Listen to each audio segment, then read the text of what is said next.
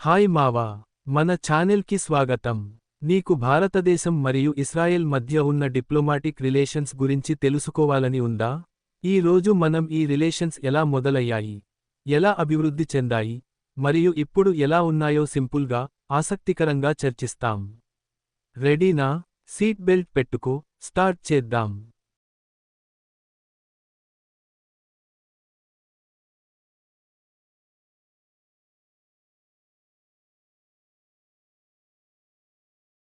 మావా, ఈ రోజు మనం భారతదేశం మరియు ఇస్రాయెల్ మధ్య డిప్లొమాటిక్ జర్నీ గురించి మాట్లాడబోతున్నాం.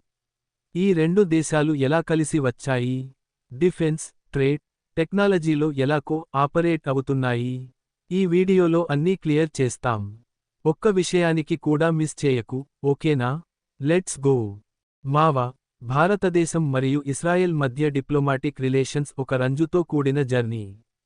ఇస్రాయెల్ 1948లో స్వాతంత్ర్యం సాధించినప్పుడు, భారతదేశం మొదట దాన్ని అంగీకరించలేదు, ఎందుకంటే ఆ సమయంలో మన దేశం బ్రిటిష్ పాలన నుంచి స్వాతంత్ర్యం పొంది కొద్ది కాలమే అయింది.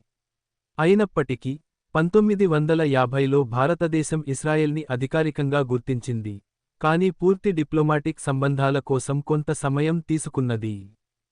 ఆ సమయంలో భారతదేశం నాన్ అలైన్డ్ మూవ్మెంట్లో భాగంగా ఉంది మరియు అరబ్ దేశాలతో మంచి రిలేషన్స్ పెట్టుకోవాలని అనుకుంది, ఎందుకంటే ఆయిల్ మరియు ఇతర సప్లైస్ అవసరం ఉండేది. కాబట్టి, ఇస్రాయెల్తో సంబంధాలు మందగించాయి. అయితే, 1992లో పి.వి. నరసింహారావు ప్రధానమంత్రిగా ఉన్నప్పుడు భారతదేశం మరియు ఇస్రాయెల్ మధ్య పూర్తి డిప్లొమాటిక్ రిలేషన్స్ మొదలయ్యాయి. ఈ నిర్ణయం వెనక రెండు దేశాలకు సాధారణ శత్రువులైన టెర్రరిజం మరియు భద్రతా సమస్యలు కారణం. ఆ తర్వాత నుంచి, ఈ సంబంధాలు క్రమంగా బలపడ్డాయి.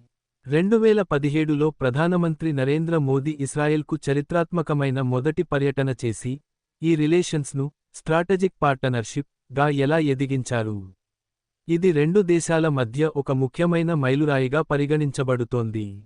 ఈ ప్రయాణం నీకు ఎంతో ఆసక్తికరంగా అనిపించిందా, మావా? మావా, ఇప్పుడు భారత-ఇస్రాయెల్ రిలేషన్స్ చాలా బలంగా, వైవిధ్యంగా ఉన్నాయి. ఈ రోజుల్లో రెండు దేశాలు డిఫెన్స్, ట్రేడ్, టెక్నాలజీ, అగ్రికల్చర్ వంటి అనేక రంగాల్లో కలిసి పని చేస్తున్నాయి. డిఫెన్స్, ఇస్రాయెల్ భారతదేశానికి రెండవ అతిపెద్ద ఆయుధ supplier. Falcon drones, Barak missiles వంటి టెక్నాలజీలు భారత సైన్యానికి ఇస్రాయెల్ నుంచి వస్తున్నాయి. 1999 కార్గిల్ యుద్ధంలో ఇస్రాయెల్ భారతదేశానికి ఆయుధాలు, ఇంటెలిజెన్స్ అందించింది.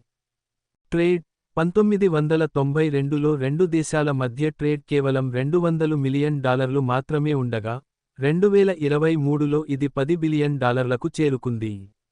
డైమండ్స్, పెట్రోలియం, హై-టెక్ ప్రొడక్ట్స్ ఈ ట్రేడ్లో పెద్ద భాగం. అగ్రికల్చర్ మరియు టెక్నాలజీ, ఇస్రాయెల్ భారత రైతులకు వాటర్ మేనేజ్మెంట్, డ్రిప్ ఇరిగేషన్ వంటి టెక్నాలజీలు ఇస్తోంది.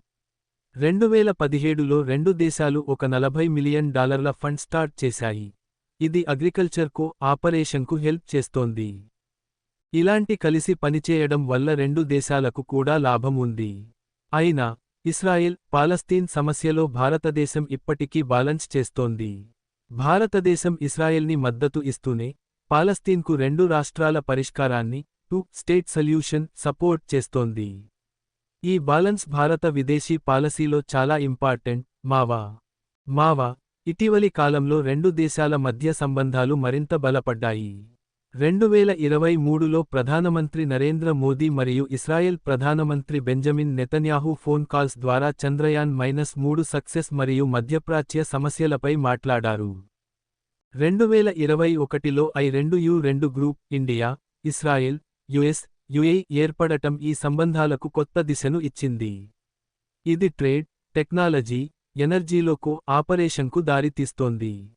భవిష్యత్లో ఫ్రీ ట్రేడ్ అగ్రీమెంట్ (FTA) మరియు హై-టెక్ కలిసి పనిచేసే అవకాశాలు ఉన్నాయి.